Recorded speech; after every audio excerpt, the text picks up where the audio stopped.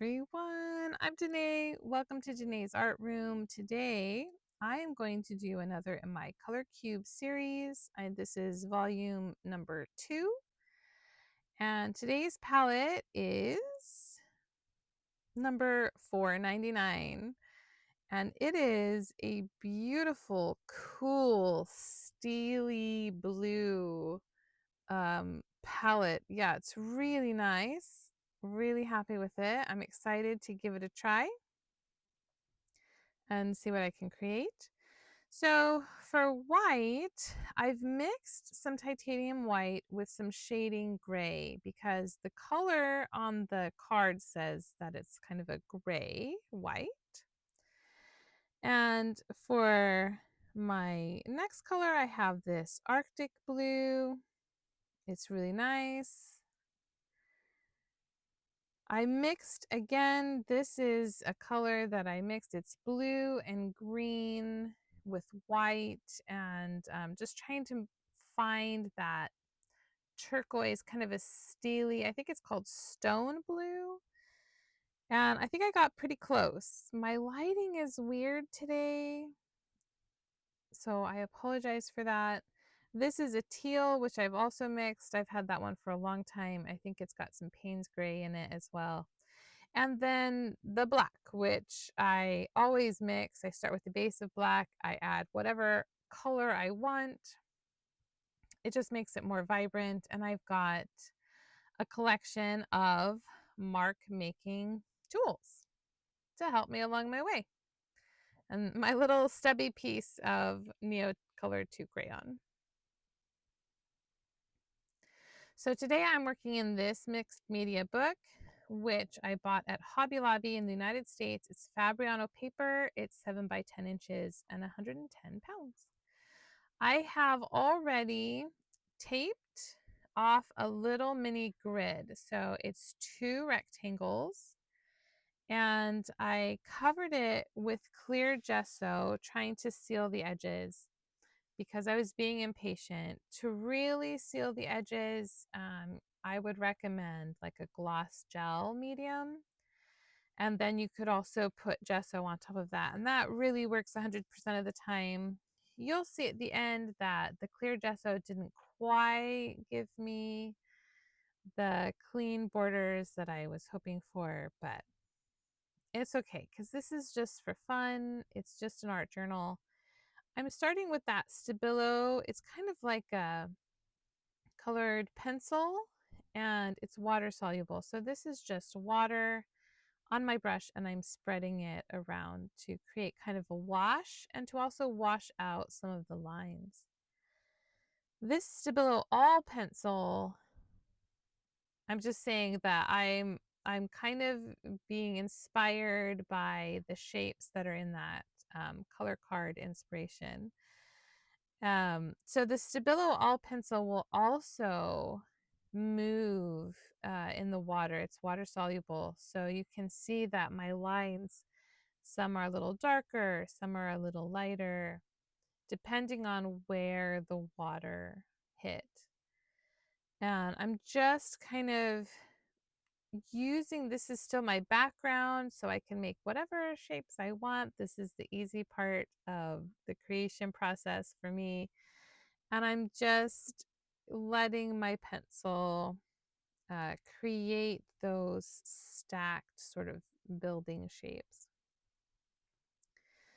The fixative is intended to fix those water soluble marks so that they don't move. But the fixative itself causes the water soluble marks to move. So in the bottom layer here, I didn't mind too much. So you can see that now those black marks especially are kind of spread out. And now I'm just coming in here with my white, and I'm kind of debating if I want to like really mimic the inspiration photo on that card. So the sky was very light and all of the buildings were much darker. I do abandon that idea, but at this point, I'm not sure. So I'm just adding white kind of on the tops. But then I decide just to make it really abstract.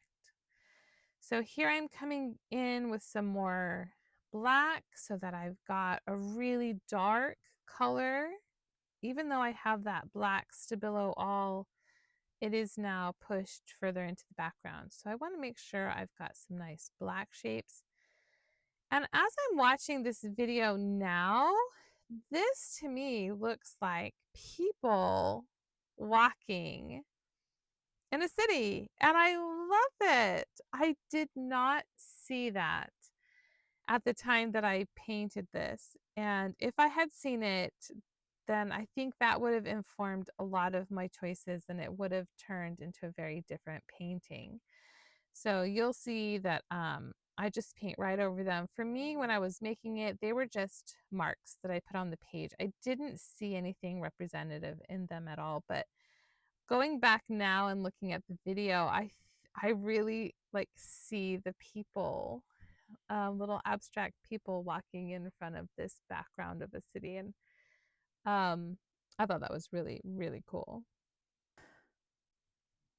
So I'm just going to continue to build up these layers and kind of get a feel for what I want the end result to look like.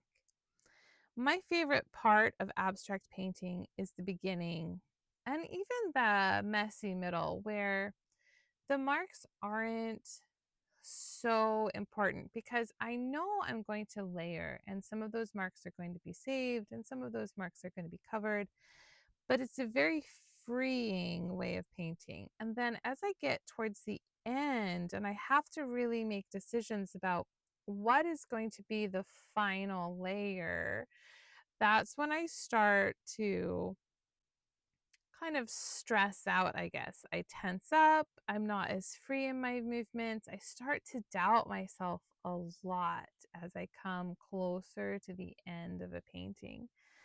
And it's been a long process for me to learn to trust the process, to trust myself, to trust that there is art inside of me and it wants to come out. You know, the creative process wants to come out, and the painting wants to be in the world, it wants to exist. So I really feel like the painting, you know, each layer helps inform the next layer. So there are marks that I make because the layer underneath tells me, you know, I need something here, or I need a different color here, or this is too straight or too curvy, or you know, I have something to react to. So for example, I've made a lot of straight lines so far in this painting. And so here I'm adding a contrast. I'm adding a curved line. And I certainly could have added a curved line at any point, but it was because I had already made so many straight marks that it made me think I want to add something that's curved, something more round. So it's a fun process of creation. And the more that I practice, the more confident I get in my ability to go through the entire process. So I feel like I'm really great at starting because that's the fun part. It's really not as important what those first layers are. They're important in the fact that they inform the next layers, but because so much of it gets covered up, it's just free. Like I can make any kind of mark, I can use any kind of color. But then as I start getting towards the end, that's when I start doubting myself more and more and more. So I sprayed that fixative on use the crayon again. And so while that's drying, I'm just writing down what I've used. And at the time, I forgot to make the circles around the pen mark circles around the last 3 colors, which I think is really funny. I did notice it by the end, and I do add them. So if that bothers you, that some have circles and some don't worry. I do fix it, but it's funny that I missed it at the time. So here I'm coming in with a white China marker, which is not water soluble. So I don't have to worry about it moving. And I'm back to making, again, really straight, very angled shapes, which there's nothing wrong with doing that. I just thought it was interesting that that's what kept coming back. And I think it is because of that inspiration photo. I love cityscapes. I love, towns and rooftops, and yeah, I love that. So I've made quite a few collages that are towns and cities and houses. So I'm kind of drawn to that architecture, that shape anyway. And so that's really natural for me to do. I'm coming back in now with white to see if covering up areas is going to help get me to a place where I feel like the painting is finished. In the end, I'm happy with the way these ended up, but once they dried completely, and it was after I had finished all of the filming, I realized that I actually liked the painting better flipped into, this is kind of a horizontal landscape in portrait mode. I think that they look really interesting, especially this bottom one. To me, it looks like when you flip it into a portrait mode, it looks like a ship sailing in the water, in the clouds, and this. Anyway, I could see the imagery of it if I flip it. But I didn't discover that until it was already dry. So here I have some Payne's gray, and I've watered it down with water so that it creates a wash. And I'm trying to add color, which I've done throughout this process, the bottom of the top painting and the top of the bottom painting, so that they have lines that mimic each other. So you can see that they're meant to be together, that they are part of the same collection. And clearly they're on the same page in my book. So it would be obvious that they're a collection.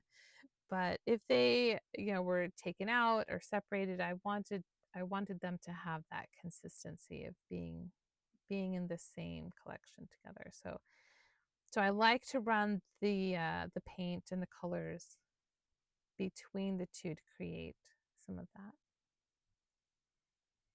Here I'm back to my Stabilo All. I love the Stabilo All pencil with this water pen. So this is a pen that has just water, and I was just trying to activate it so the water would come out of the brush tip. And I can go in now and use the water to activate the Stabilo All marks, and they become very painterly. It's one of my favorite techniques. You've seen it many times if you've watched my videos. It's there often because I love it.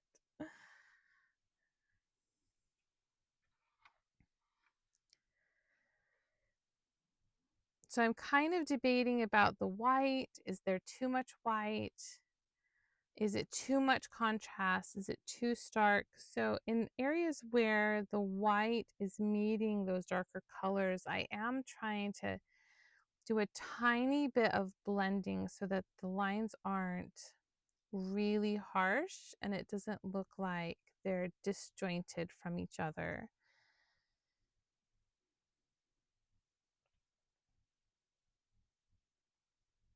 Sometimes I feel like my paintings look better close up. Sometimes they look better far away.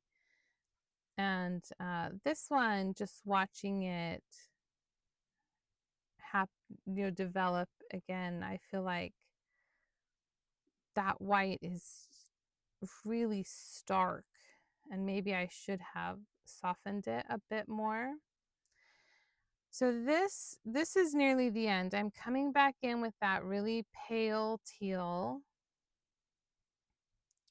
and I am softening against some of that white, but I'm not creating really new marks. I'm not changing the shape of the white paint too much, but I am kind of pushing it back a little bit. And here again, top and bottom. So the bottom of the top picture and the top of the bottom picture getting similar painted areas.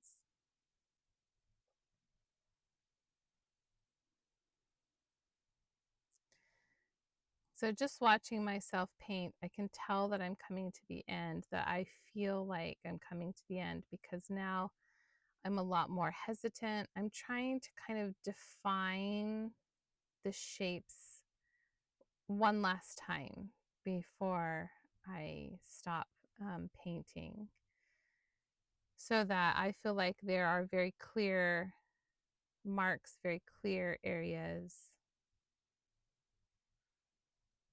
This was a beautiful, beautiful palette, and one that I would like to explore some more. So here's the end.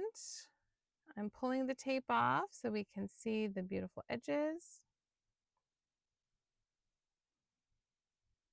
And this is where it bled through, so I'm just going to use my Posca pen, and there's a mark up here as well. That will take a couple of layers, but I can get it to disappear. And here's the result. I think it's really interesting up close, better than far away.